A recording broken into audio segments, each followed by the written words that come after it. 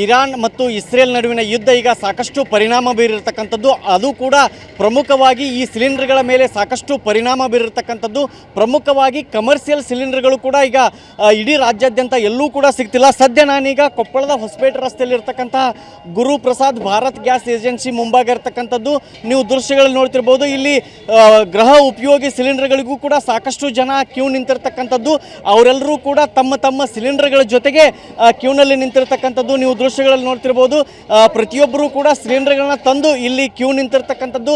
ನೂರಾರು ಜನ ಇಲ್ಲಿ ಕ್ಯೂ ನಿಂತಿರ್ತಕ್ಕಂಥದ್ದು. ಕಳೆದ ಒಂದು ವಾರದಿಂದಲೂ ಕೂಡ ಇವರಿಗೆ ಸಿಲಿಂಡರ್ಗಳು ಸಿಗ್ತಿಲ್ಲ. ಹೀಗಾಗಿ ಇಲ್ಲಿ ಸಿಲಿಂಡರ್ಗಳನ್ನೇ ತಂದು ಈಗ ಸರತಿ ಸಾಲಿನಲ್ಲಿ ನಿಂತಿರ್ತಕ್ಕಂಥದ್ದು ನೀವು ದೃಶ್ಯಗಳಲ್ಲಿ ನೋಡ್ತಿರ್ಬೋದು.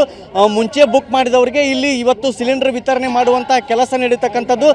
ಬುಕ್ ಮಾಡಿದ ನಂತರ ಮುಂಚೆ ನೇರವಾಗಿ ಮನೆಗೆ ಕೊಡ್ತಿದ್ರು. ಆದರೆ ಈಗ ಗೃಹ ಉಪಯೋಗಿ ಸಿಲಿಂಡರ್ ಬೇಕಂದ್ರೂ ಕೂಡ ಇಲ್ಲಿ ಇವರು ಸರತಿ ಸಾಲಿನಲ್ಲಿ ನಿಲ್ಲುವಂತಹ ಪರಿಸ್ಥಿತಿ ಬಂದಿರತಕ್ಕಂಥದ್ದು. ಮುಂಚೆ ನೇರವಾಗಿ ಮನೆಗೆ ಗ್ಯಾಸ್ ಬರ್ತಿತ್ತು. ಆದರೆ ಈಗ ಇವರು ಏಜೆನ್ಸಿ ಮುಂಭಾಗ ಬಂದು ನಿಂತಿರ್ತಕ್ಕಂಥದ್ದು ನೀವು ದೃಶ್ಯಗಳು ನೋಡ್ತಿರ್ಬೋದು. ನೂರಾರು ಜನ ಇಲ್ಲಿ ಬಂದು ನಿಂತಿರ್ತಕ್ಕಂಥದ್ದು. ಕಳೆದ 8 ದಿನಗಳ ಹಿಂದೆ ಗ್ಯಾಸ್ ಬುಕ್ ಮಾಡಿದ್ರು. ಇವತ್ತು ಅವರಿಗೆ ಈಗ ಸಿಲಿಂಡರ್ನ ಇಲ್ಲಿ ವಿತರಣೆ ಮಾಡ್ತಕ್ಕಂಥದ್ದು. ಕೇವಲ ಕಮರ್ಷಿಯಲ್ ಸಿಲಿಂಡರ್ ಸಮಸ್ಯೆ ಅಲ್ಲ, ಜೊತೆಗೆ ಗೃಹ ಉಪಯೋಗಿಗೂ ಕೂಡ ಸಾಕಷ್ಟು ಸಮಸ್ಯೆಯಾಗಿರ್ತಕ್ಕಂಥದ್ದು. ಈ ಒಂದು ಭಾರತೀಯ ಗ್ಯಾಸ್ ಏಜೆನ್ಸಿ ಮುಂದೆ ಸಾಕಷ್ಟು ಜನ ತಮ್ಮ ತಮ್ಮ ಸಿಲಿಂಡರ್ಗಳ ಜೊತೆಗೆ ಬಂದು ನಿಂತಿರ್ತಕ್ಕಂಥದ್ದು. ಇಲ್ಲಿ ಸಾಕಷ್ಟು ಜನ ಸರತಿ ಸಾಲಿನಲ್ಲಿ ನಿಂತಿರ್ತಿದ್ದಾರೆ. ನಾನು ಅವ್ರನ್ನ ಮಾತಾಡ್ತೀನಿ. ಮೇಡಮ್, ನೀವು ಯಾವಾಗ ಬುಕ್ ಮಾಡಿದ್ರಿ? ನಿಮಗೆ ಇವತ್ತು ಗ್ಯಾಸ್ ಕೊಡಕತ್ತಾರೆ. ಎಷ್ಟು ದಿನ ಆಯ್ತು ನೀವು ಬುಕ್ ಮಾಡಿ? 2 ದಿವಸ ಆದ್ರಿ ಬುಕ್ ಮಾಡಿ. ಮನಿ ತಲೆ ಬರ್ತಾರ ಅಂತ ಕಾದು ಫೋನ್ ಮಾಡಿದ್ರೆ ಫೋನ್ ಎತ್ತಲ್ಲ, ಸ್ವಿಚ್ ಆಫ್ ಆಗುತ್ತೆ. ಫೋನ್ ಹಚ್ಚಿದ್ರೆ ಬಿಜಿ ಬರುತ್ತೆ. ಈಗ ಮನ್ಯಾಗ ಗಂಡ್ಮಕ್ಳು ಇಲ್ರಿ, ಗಾಡಿ ಇಲ್ಲ, ಏನಿಲ್ಲ. ಈಗ ಆಟೋಕ್ಕೆ 700 ರೂಪಾಯಿ ಬಾಡಿಗೆ ಮಾಡ್ಕೊಂಡು ಬಂದೀವಿ. ಈಗ ಆಟೋದಾರಿಗೆ ಎಕ್ಸ್ಟ್ರಾ ಚಾರ್ಜ್ ಕೊಡ್ಬೇಕು. ಈಗ 100 ರೂಪಾಯಿ 300 ರೂಪಾಯಿ ಹೇಳೋಣ ಹಮಾಡ್ರ ಕಾಲೋನಿಗೆ ಹೋಗಾಕ. ಈಗ ಕಷ್ಟ ಯಾರ್ದು? ನಮ್ದಲ್ಲ. ಮತ್ತೆ ಅವ್ರ ಫೋನ್ ಎತ್ತಿ ಹೇಳಾರ ಹೇಳ್ಬೇಕು. ಈಗ ಬರ್ತೀವ್ರಿ, ಹಿಂಗಾಗೈತಿ ಅಂತನಾರ ಏನು ಹೇಳೇ ಇಲ್ಲ. ಈಗ ಬುಕ್ ಮಾಡಿದ್ರೆ ನಿಮ್ಗೆ ಇವತ್ತು ಸಿಕ್ಕತ್? 8 ದಿನದಿಂದ ಮಾಡಿದ್ರೇನ್ರಿ ನೀವು?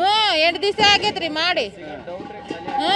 ನೋಡ್ರಿ ಅಲ್ಲೇ ಖಾಲಿ ಆಗ್ಯಾವಂತೆ. ಮತ್ತೆ ಇನ್ನ ಕೊಡ್ತಾರ ಇಲ್ಲ.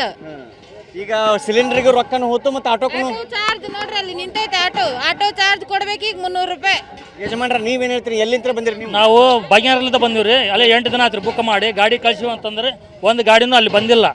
ಹಿಂಗಾಗಿ ಪ್ರಾಬ್ಲಮ್ ಆಗಿ ನಾವು ಕೊನೆಗೆ ಒಲೆ ಹಚ್ಚಿ ಬೇಸರಾಗಿ ಕೊನೆಗೆ ಇಲ್ಲಿ ಬಂದಿವ್ರಿ. ಈಗ ಕಮರ್ಷಿಯಲ್ ಅಷ್ಟೇ ಸಿಗಲ್ಲ ಅಂತ ಹೇಳಿದ್ರೆ ಮನಿಗೂ ಸಿಗವಲ್ದನ್? ಮನಿಗೂ ಸಿಗವಲ್ದ್ರಿ. ಈಗ ಎಲ್ಲ ಇದಾಗ್ಬಿಟ್ಟೈತ್ರಿ. ಮತ್ತೆ ಊರಾಗ ನಂದು ಗಾಡಿ ಐತಂದ್ರೆ ನಾ ಬಂದಿನಿ ತೊಗೊಂಡು. ಉಳ್ಕಿದವ್ರಿಗೆ ಆಟೋದಾಗ ಬರ್ತಾರ್ರಿ. ಒಬ್ರು ಗಾಡಿನ ಎಲ್ಲ ಅಲ್ಲೇ ಅದಾರ್ರಿ, ಕಾಯ್ಕೊಂತದ್ರ. ಎಷ್ಟೊತ್ತಿಗೆ ಬಂದಿರಿ ಇವತ್ತು? ನಾವು ಅಲ್ಲಿ 1 ತಾಸು ಆತ್ರಿ ಬಂದು. 1 ತಾಸು ಪಾಳೆ ನಿಂತಿರಿ? ಪಾಳೆ ನಿಂತಿ ನೋಡ್ರಿ ಇಲ್ಲೇ. ಯಜಮಾನ್ರ, ನೀವ್ ಎಲ್ಲಿಂದ ಬಂದಿರಿ? ಎಷ್ಟು ದಿನ ಆಯ್ತು ನಿಮ್ಗೆ ಗ್ಯಾಸ್ ಸಿಗಲ್ಲ? ನಾನು ನಿನ್ನೆ ಬುಕ್ ಮಾಡೀನಿ ಸಂಡೇ. ಏನು ತೊಂದರೆ ಇಲ್ಲ. ಏನಾಗ್ತಾ ಇದೆ ಅಂದ್ರೆ ನಾವು ಅವಾಗ ಮೊದಲೆಲ್ಲ ಆರಾಮ್ ಇರ್ತಿತ್ತು, ತೊಗೊಂತಿದ್ವಿ. ಈಗ ಏನಾಗ್ತದೆ, ಸಿಗುತ್ತೋ ಇಲ್ಲ ಅನ್ನೋದಕ್ಕೆ ಎಲ್ಲರೂ ಒಂದು ಸ್ವಲ್ಪ ಇದೆ. ಆದ್ರೆ ಏನಿಲ್ಲ, ನಾವು ಸಲೀಸಾಗಿ ತೊಗೋಬೇಕಾಟ. ತೊಂದರೆ ಏನಿಲ್ಲ. ನಾವೇ ನಿಧಾನದಿಂದ ತೊಗೋಬೇಕು. ಕೊಡಕತ್ತಾರ, ಏನು ತೊಂದರೆ ಇಲ್ಲ. ಸಹಕರಿಸ್ಬೇಕು ಅಷ್ಟೇ.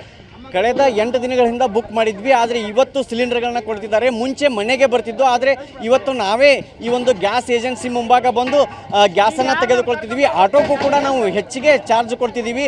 ಇದು ನಮಗೆ ಹೊರೆ ಆಗುತ್ತೆ ಅನ್ನೋದು ಇಲ್ಲಿರ್ತಕ್ಕಂಥ ಗ್ರಾಹಕರ ಮಾತು. ಕ್ಯಾಮ್ರಾ ಪರ್ಸನ್ ಮಾರುತಿ ಜೊತೆ ಶಿವಕುಮಾರ್, TV9 ಕೊಪ್ಪಳ.